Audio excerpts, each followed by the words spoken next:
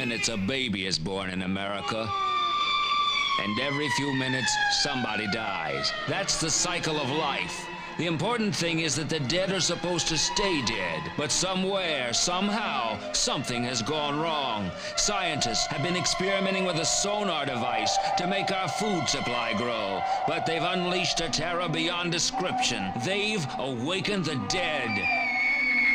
Run home, lock your doors, bolt your attics, and seal off your basements. And whatever you do, don't open the window. They tampered with nature, and now we must pay the price. For those of you with a taste for zombies and the living dead, comes a nightmare tale that won't go away. Don't open the window. A special weekend late show from Filmways, rated R.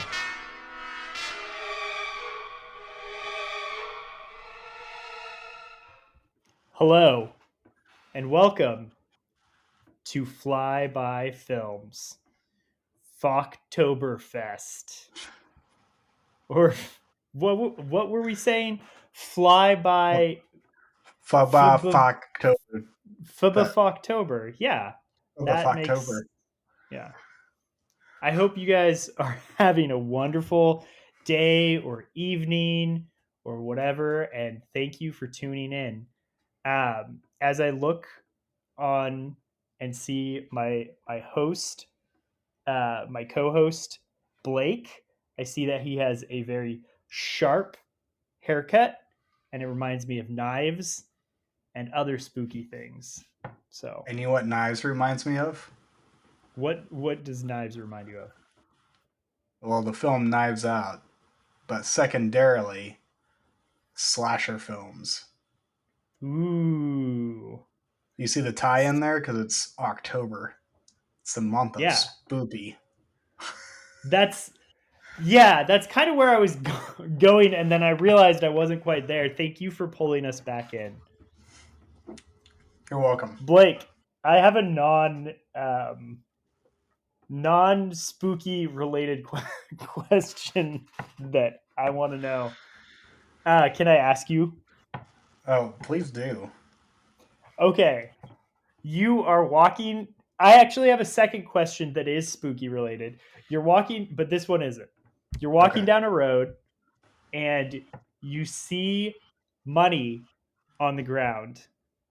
And it's a single bill, and you go in to pick it up, but then you realize that it's actually rolled around a piece of shit and it's smushed together.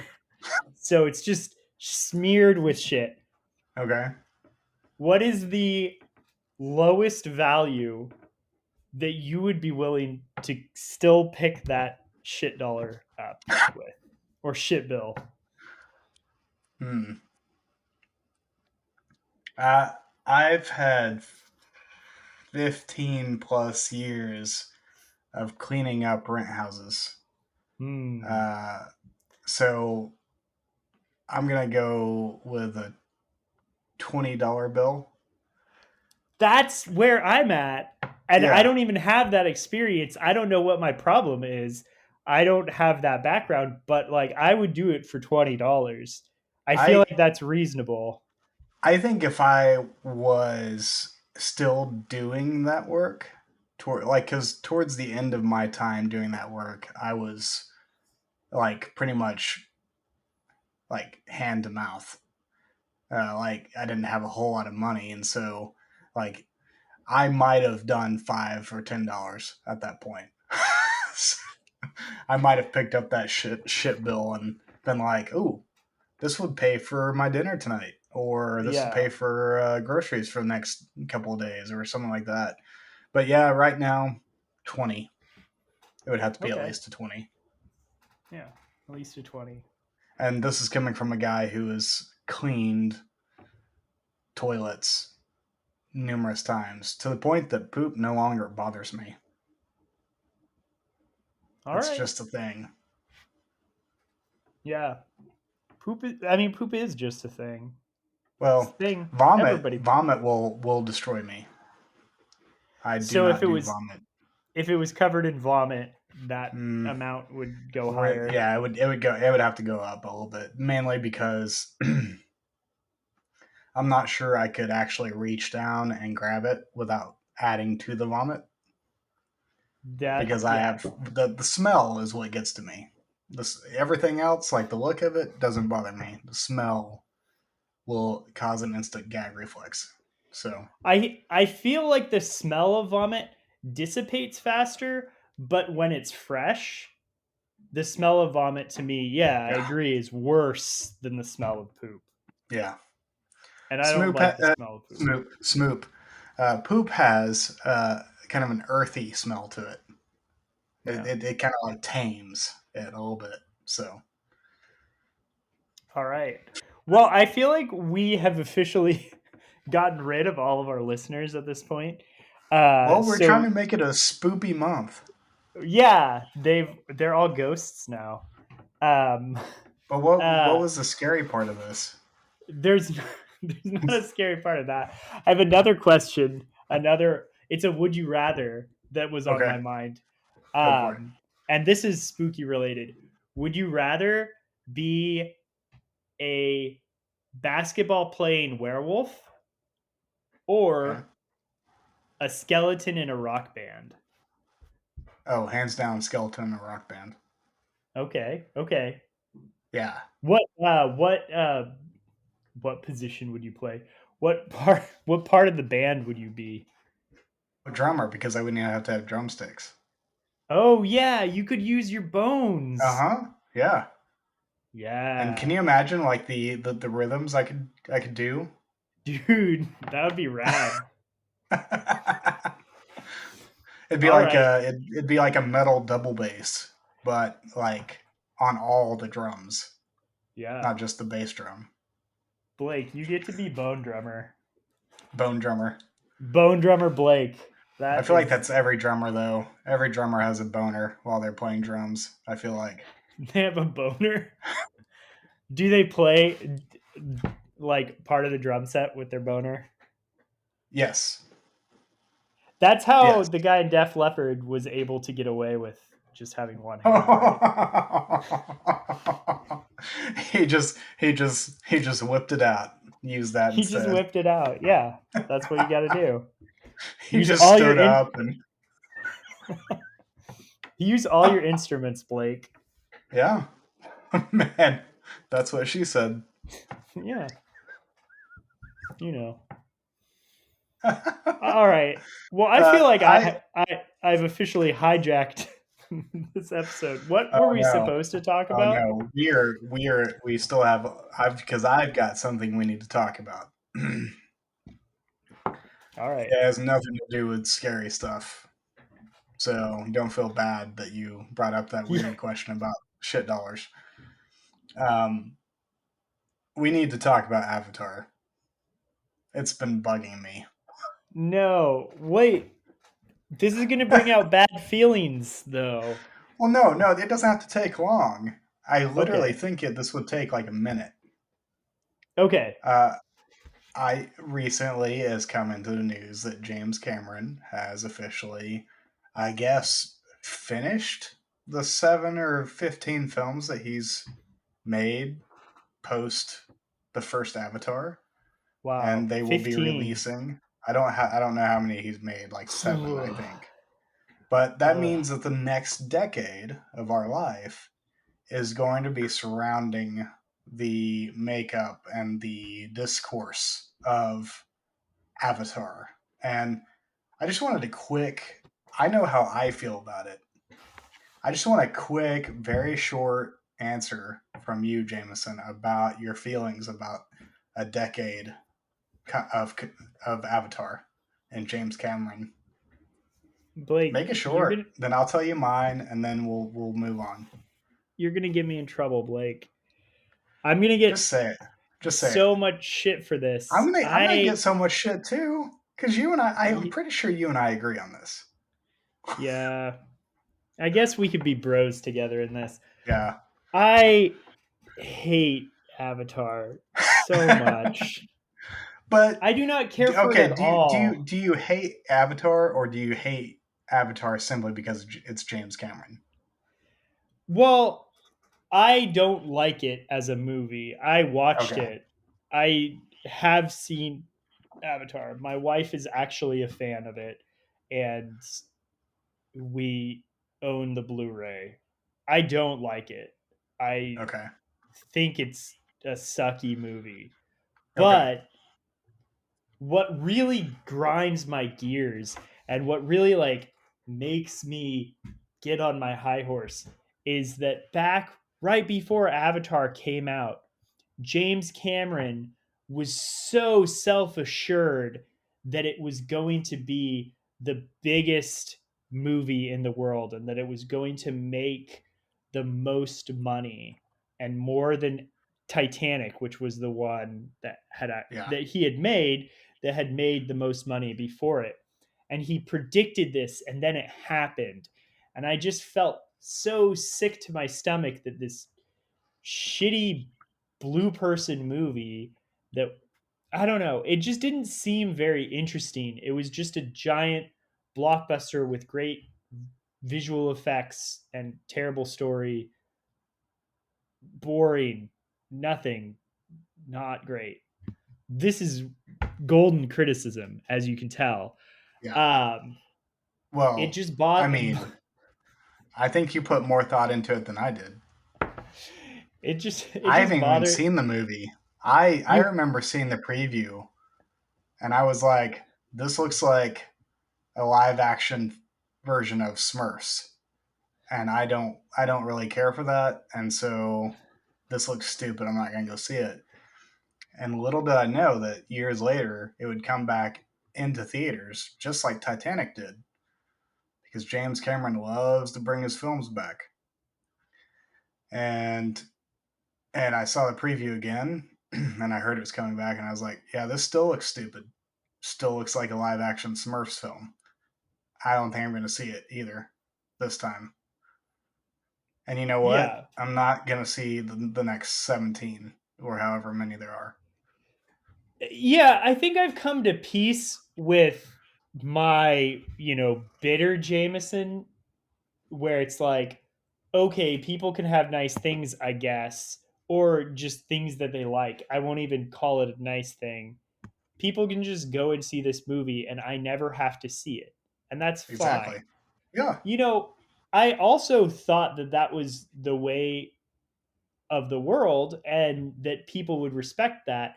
But after the experience that I've had with Hamilton, I don't think that people respect that position. So that's the thing that I'm worried about. I'm worried I think that you're going to get more shit about your Hamilton opinion than you will about Avatar. no, all I'm Which saying I is share your opinion on Hamilton too, just so you know. all I'm saying is I wasn't that interested in Hamilton. And then everybody was like, you got to see Hamilton. You got to see Hamilton. And then I was basically goaded into seeing it twice by my in laws, who I will not name. Um, and I, it was just as meh as I thought it was going to be. And Mm, maybe that's just because I'm closed off to that part of my soul or whatever. But it's fine. I'll live in a separate universe.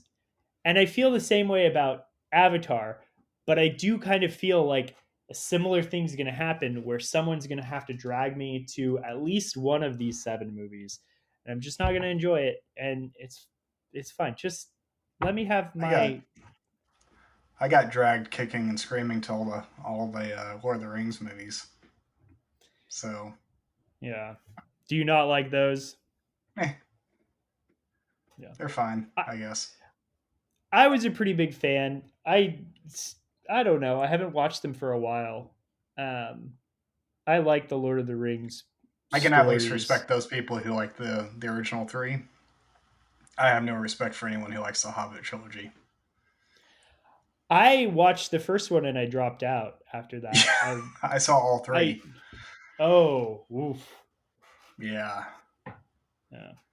And I think that's part of the reason why I am so non-committal about the first three, because I saw the Hobbit trilogy. Yeah, I do think the Hobbit trilogy kind of put a put a little bit of a damper on the first three, which is unfortunate because, yeah, I mean, it's just unfortunate. Peter Jackson is a good director. He's or, fun. or at least he was at one point. Yeah, I I mean, has he done actually anything since the Hobbit movies? he did that World Oh, War the One documentary. Yeah, documentary, I saw and that actually. That was I pretty good. yeah, I heard that was really good. I haven't seen it. I mean, I think he's at that stage where he could just do whatever he wants. He has Yeah, a pile of money and can make the projects he wants to. I did like the King Kong movie quite a bit, actually. never saw it. The one that he did. Hmm. He was actually, I think that was the movie that drove him to make movies. Was Hmm. the one of the first King Kong movies. He saw Yeah, it and he was like, I need to do this. I need to make this magic. And that's I think what got him started down his practical effect horror movie, you know, repertoire. And I then still think The Frighteners is his best film. really, Uh huh. okay. I haven't seen that outside of watching it as a matinee on like a Saturday afternoon on Yeah. TNT, but and that would have been a long time ago. So, Hmm. okay. Well, okay, we'll switch out the James Cameron slash Lord of the Rings hatred slash Hamilton hatred, and Wait, move on to our. Okay. before we do, let's end on a positive note. Is there a James Cameron movie that you actually like? Yes. Um, is it The Abyss Yeah, or is it? I think Yeah, The Abyss. That's the one he did, right? he did. Yeah, he did The Abyss. So then, yeah, that's the one. Yeah. I mean, whenever you're a kid and you watch T2, it's pretty stellar. Yeah. But I've watched it since, and I mean, it's decent. It's fine, but I still prefer the first one. I like Yeah, my Arnold Schwarzenegger to be a bad guy. I think that's the thing that James Cameron, in my mind, does, or at least he did in his early stages, was he went to a very great series and he made a lesser movie. So he did that with Aliens, and he did that with Terminator. Another thing Um, you're gonna get more shit for than your take on Avatar. is my take on Aliens like Yeah, people I love that movie. I don't get it. well It's yeah fine. It's fine. It's an action film, but it's not. y- It's not anything like the first or even the third, in my opinion. well, I haven't seen the third in a while, so I don't want to put my foot in my mouth about which one is which, Well, but if you watch the assembly cut of the third one, that's about the only way the third one would live up to it. But yeah, that's fair. But yeah, I felt like it was just accepted. Maybe I'm wrong, and maybe we can ask our audience. I felt like it's accepted like lore that Alien is a much better movie than Aliens. Even if you really oh, love easy. Aliens, Now, yeah, I think there are people out there that will argue that Aliens possibly might be better. I think they're full of shit. I think they're yeah, doing it just to be, I'm gonna choose the lesser film over the other one because I'm cool and hip and whatnot. yeah. It sounds like a Twitter hot take. That's what it sounds like. And we would never do a Twitter hot take on this Not at podcast. all. Yeah. I when I had a Twitter still, that's what I based my whole persona off of. It's just a bunch of hot takes. Bunch of hot takes. Hot take Blake. Yeah, I also really like The Abyss. I think that's a very personal film for James Cameron because he definitely if you think his beef with having the movie that makes the most money and like Hmm. the Avenger series is weird. Um, you should look up his beef with undersea diving and deep sea diving, because he also needs to have that record of Mhm. being the person who's been to the deepest level of the ocean. Good for And he's him. very, yeah. He can But have it. it's pretty cool. I think the ocean is pretty cool, and so It's amazing as long as I don't have to yeah, be in it. yeah. That's why that's why I love the abyss. You could kind of think about the ocean and from the safety of your couch. I'm still too afraid that there's actually a kraken in the ocean. Hmm. So, yeah.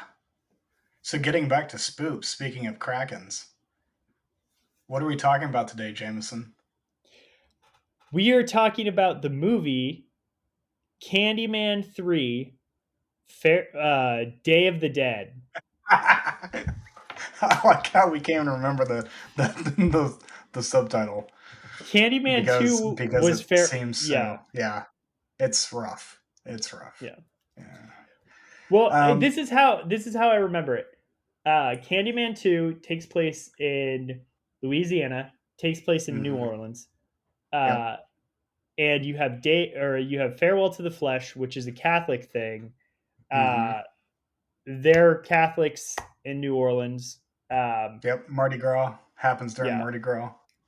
I guess there are Catholics in L.A. too, which is where I Day of hate to the break it to Dead you. I takes hate to break it to place. you. There are Catholics everywhere. Yeah, they're everywhere. Like, But you can't spit and not hit a Catholic. but Day of the Dead is a Latin based thing, Yeah. and specifically Mexico, and that is much more Dia closer, de la yeah, Muertos. closely related to LA. So that's how Yep. I'm remembering these things. That's good. Because I had actually forgotten it was LA.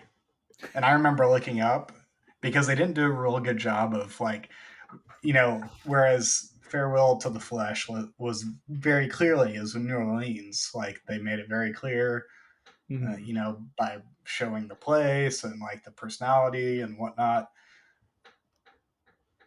Day of the Dead, it could have literally been any city. Yeah, no, it Like it actually took me a while to figure out where they were. I think at some you point. know how I know? You know how I figured it out? Because she walks by a street name called Cesar Chavez. And I was like, Hmm. Cesar Chavez Boulevard. I wonder if that doesn't seem like a thing that would be in the Midwest, just because he's too radical for most of them. I doubt it's in the East, just because they're more mainstream Democrat. Hmm. I'm like, I wonder if it's on the West Coast. And so I looked it up. Where cities with Cesar Chavez Boulevard, and you know what popped up first? Los Angeles. And I was like, Hmm. "Yep, that's what it is." I think that's very funny that us Californians are just the crazy ass progressive liberals. Um, Well, y'all are also closer to the border. this is Well, part true. of y'all are closer to the border. It's definitely closer than the Northeast Yes, yeah. by a long Uh, stretch. So, I think at one point they mentioned a city. Southern California is littered with different cities, but they mentioned one that I recognize. So I was like, "Oh, okay, that place is it for me." But mhm. yeah, it was definitely not. And this is actually a thing about LA. Is LA is obviously the home of Hollywood, and Hollywood makes its money by being other cities, by Yeah. being other places. And so there's actually a whole like idea about LA not really having its own identity, Mhm.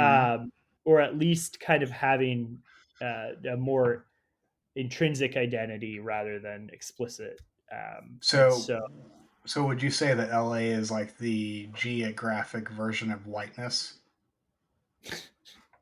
well, No, actually, I feel like the more so using that analogy, the more like kind of Central America and Central American like culture that comes in, which there's a lot of that, and there's Mhm. there's a lot of really great like Mexican food and Yeah. stuff around LA and in California, and I feel like it gets less white points because of that. So Yeah, no, I was in less. It was less about the actual makeup of the city and more about the lack of identity and but culture.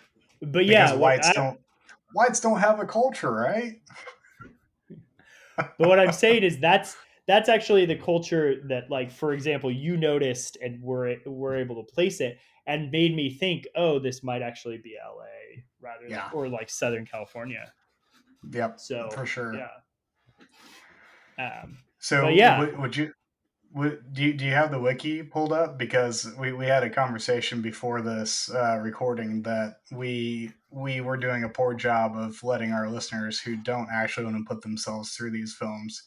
We were doing a poor job of explaining the film to them, and so Jameson came up with a good idea that we're going to read like literally word for word. We're going to read the first paragraph on the wiki page of these films. That way, y'all know at least the broad brushstroke of what the film is about. And if you so yeah, choose to put yourself through the torture that is these films, then at least you were warned. we don't recommend this movie. No, At least I don't. I Uh, don't. we'll For get into for that, for many reasons. Yeah, yeah, yeah. but yes, this will give a good balancing of letting our listeners know what this movie is about. We seem to have lost Jameson. He currently his picture has him leaning back with his arm lifted up in the air. And for those of you who do not know Jameson, his arm has a tattoo sleeve all the way up it, and he is turned slightly towards his arm like a Shakespearean character talking to the skull. And he has disappeared now. But originally, it looked like he was talking to his hand, and that's kind of weird.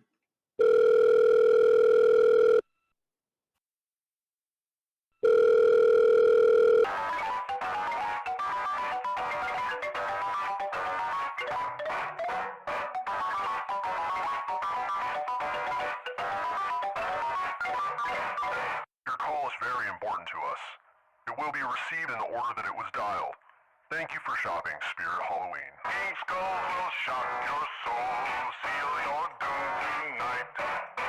Spooky, scary skeletons. We are currently experiencing reduced store hours.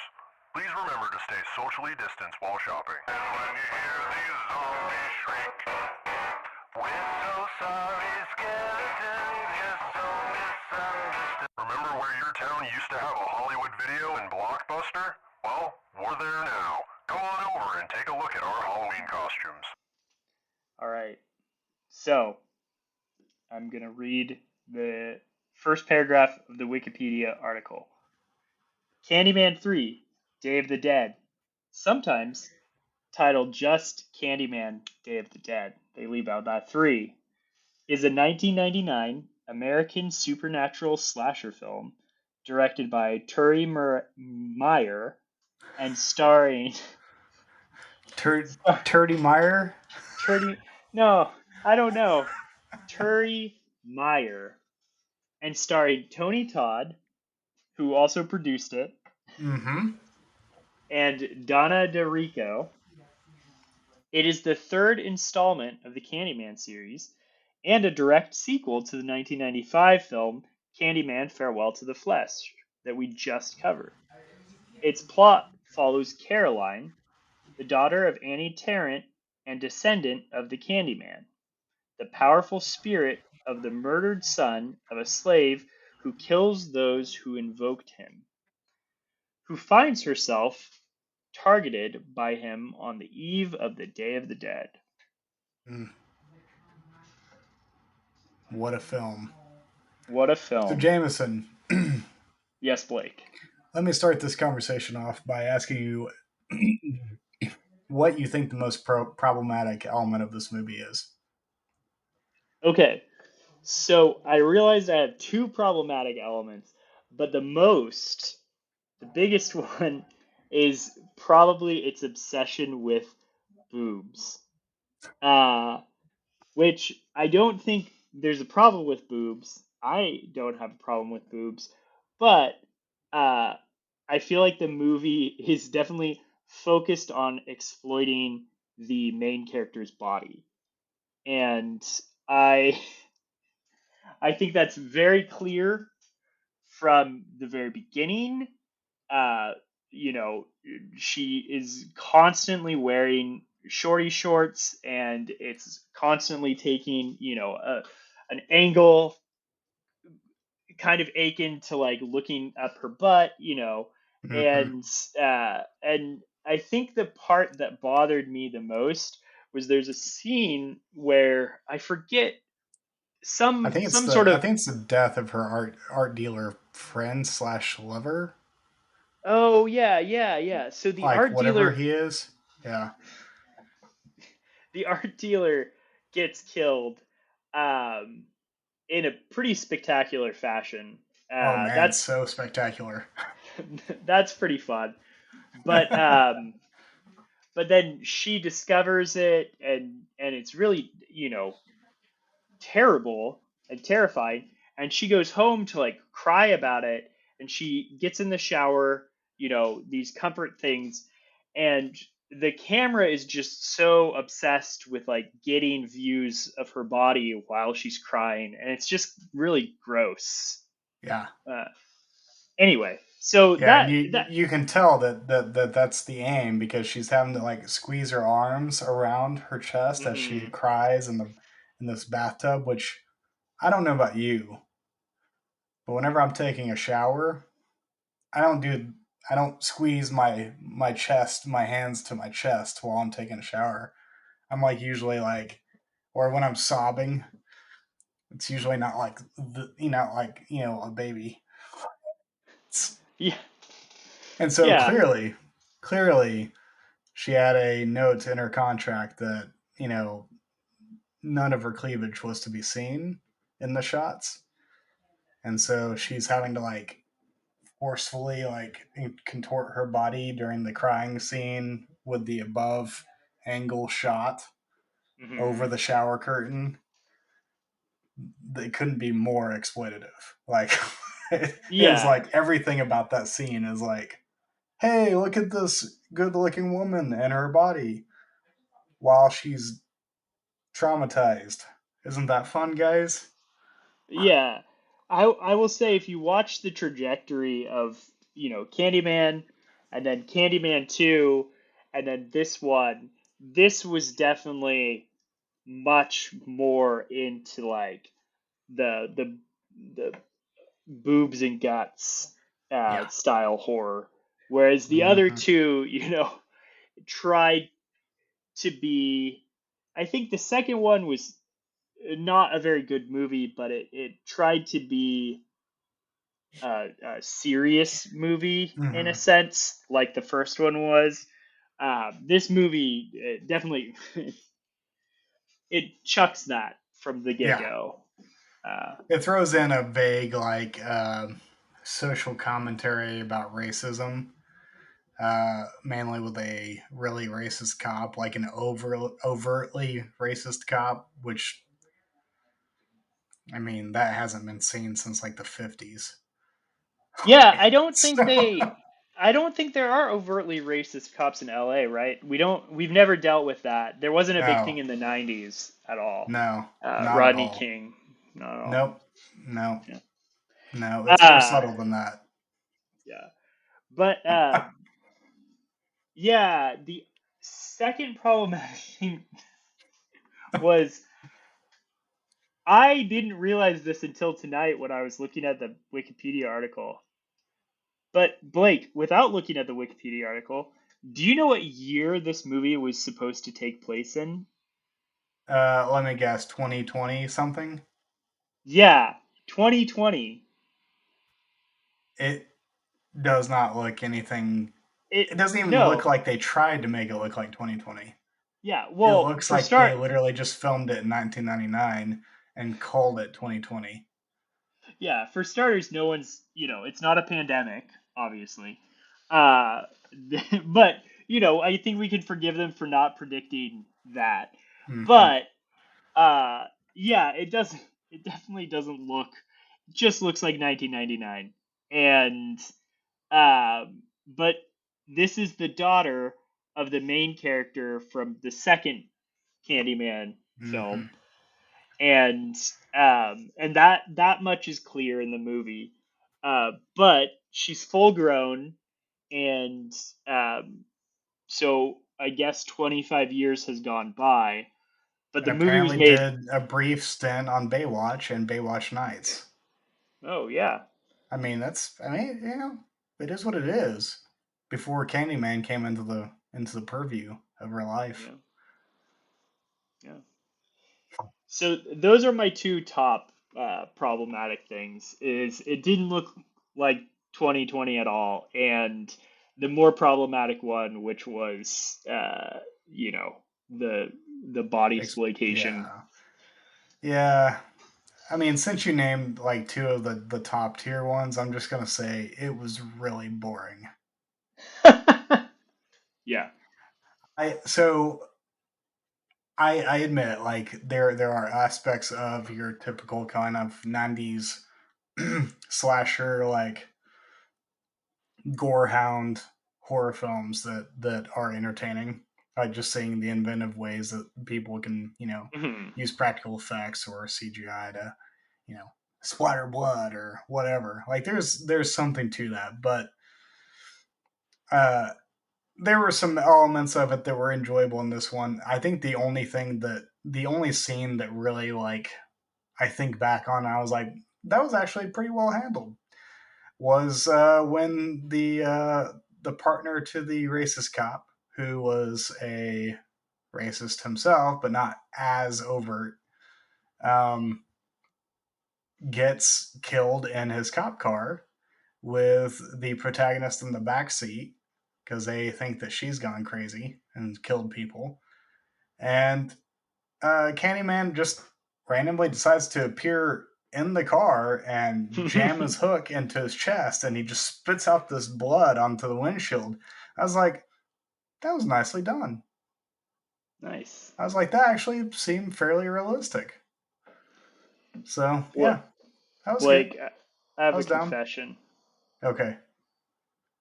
You sent me a text saying there's a practical effect midway through, and I believe this is the one that you're talking about. Yes. And you were like, "Watch out for that one. It's good." And I fell asleep through that point. And I got to the end of the movie. I fell asleep for a little bit, and I got to the end, and I just didn't have it in me to rewatch that Yeah.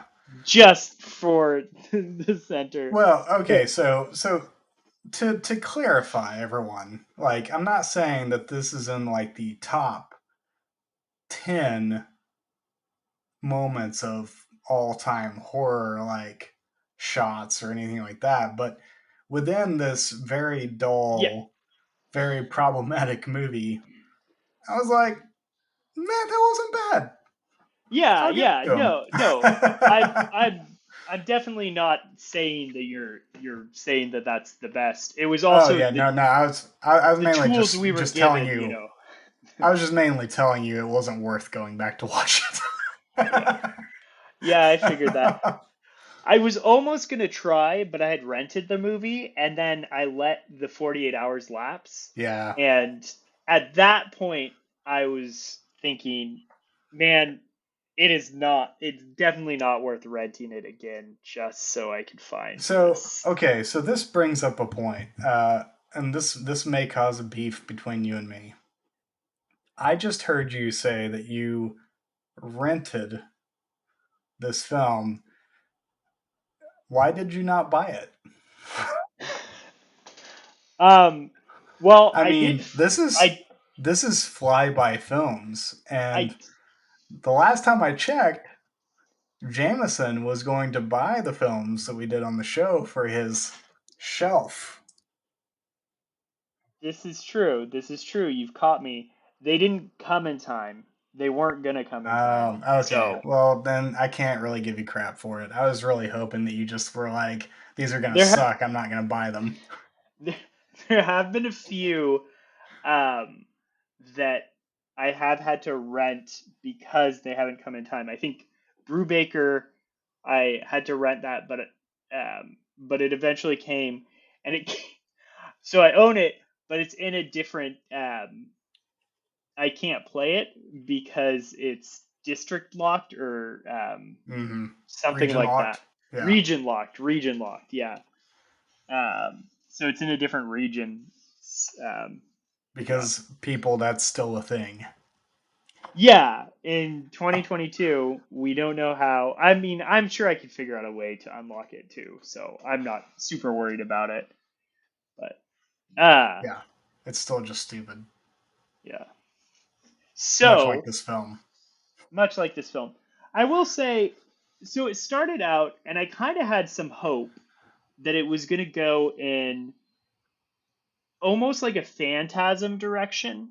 Like, Yeah. did you get Phantasm feels from With the kind of like the beginning? dream start to it. Yeah, it was in like a dream Yeah. start, and I was hoping that it would kind of be a little more dreamlike, a little more dream logic Yeah. horror, because I feel like that would really fit, and that's actually, you know, I I do feel like the first film kind of has elements like that. Oh, I yeah. don't I don't know if I would compare it to Phantasm, but there's definitely dreamlike elements because again, in the first Candyman, you had this whole big issue of Candyman inhabiting this woman and kind of changing her from the outside or from the inside and also changing the outside around her, and Mm-hmm. it was And you had this big mystery of like you weren't actually 100% certain that Candyman was real and that he was killing people.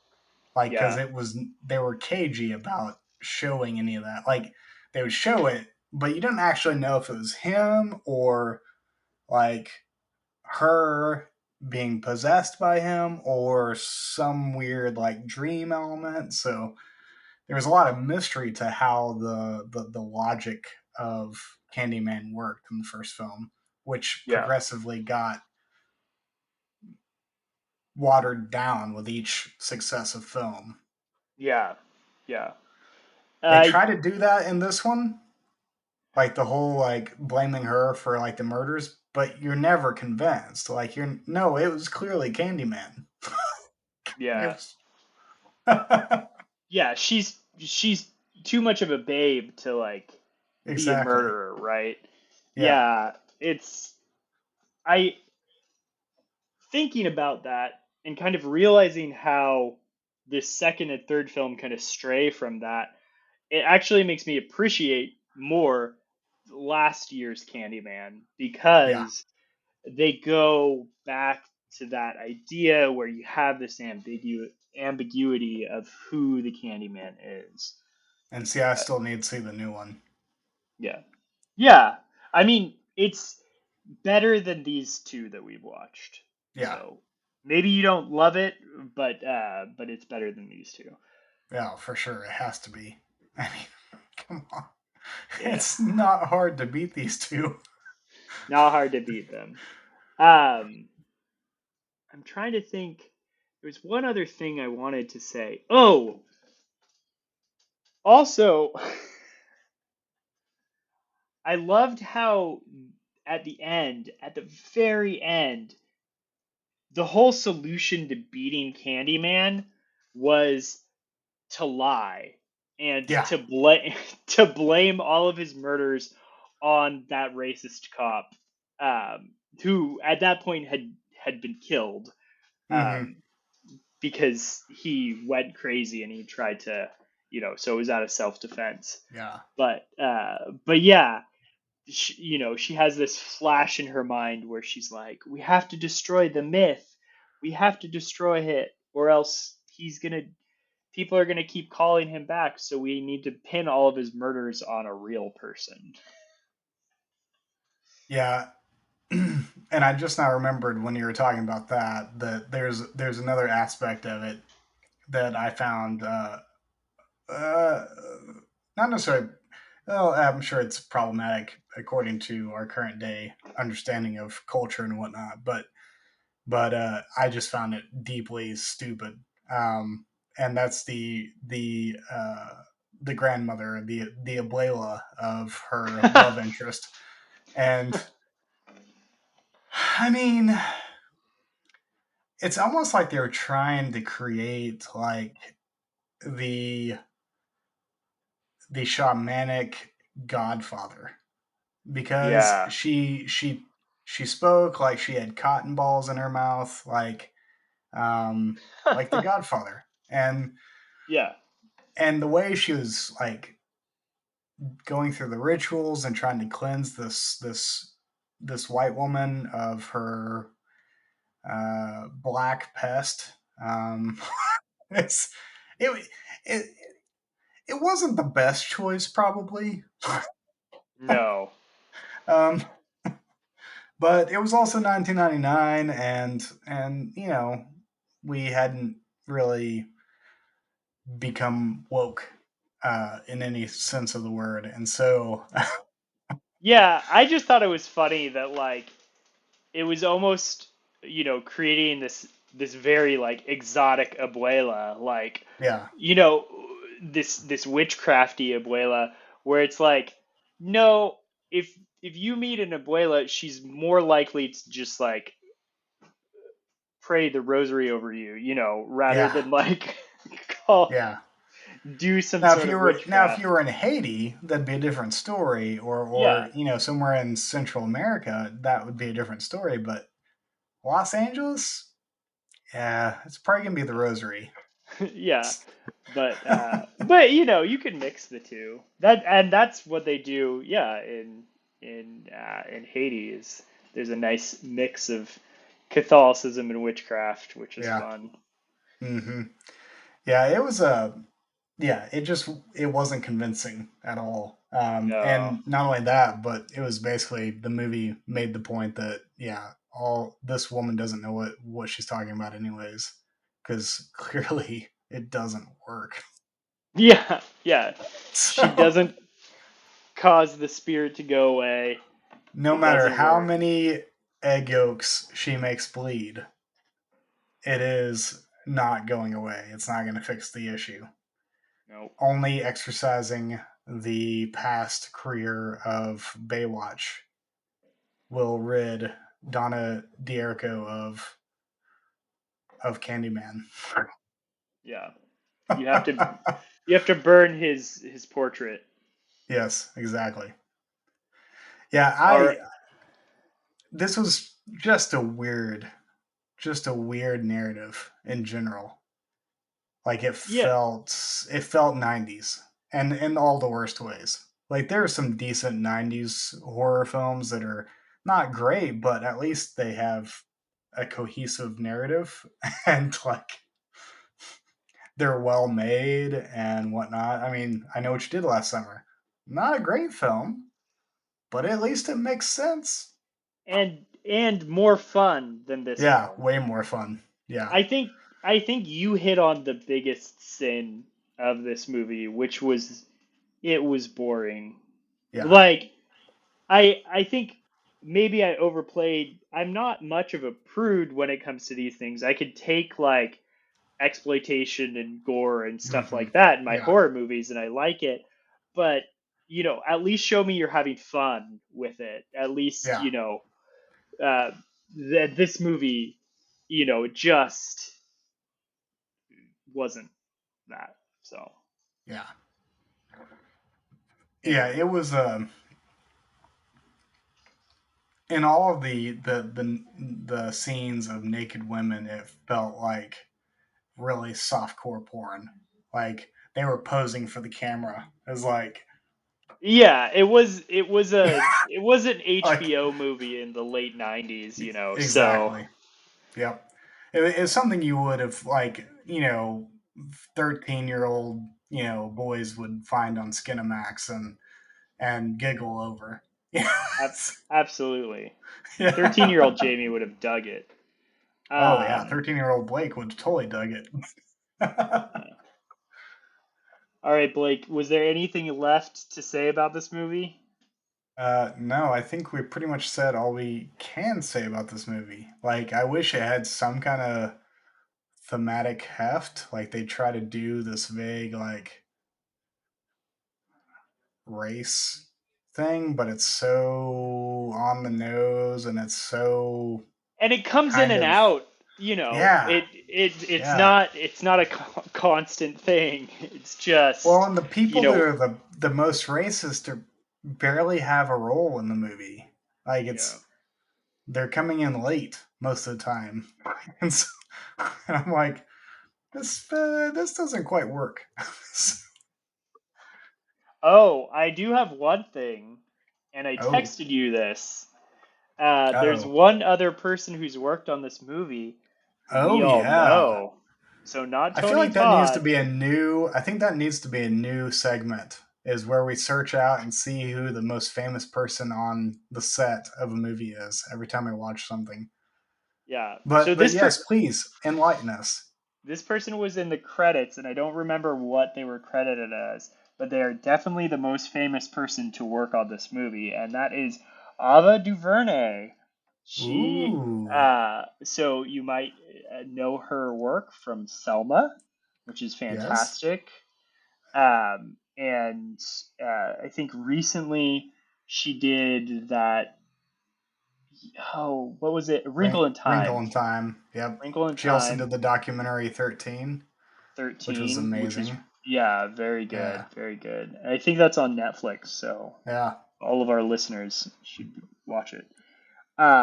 But yeah, she was definitely. So this was her second film that she ever worked on that she has credits for. Yeah. So, I think she was some sort of publicist for it. But I saw that name when I was watching the credits, and I was like, "Whoa, that's definitely the most famous person who's worked on this movie Yeah. By far. by far, By and far. and probably the most talented person to work on the movie too." Yeah, I mean, I don't get me wrong. I love me some Tony Todd, but he didn't Yeah, have much to work with on this one. So, yeah. It was yeah, a waste of Tony Todd.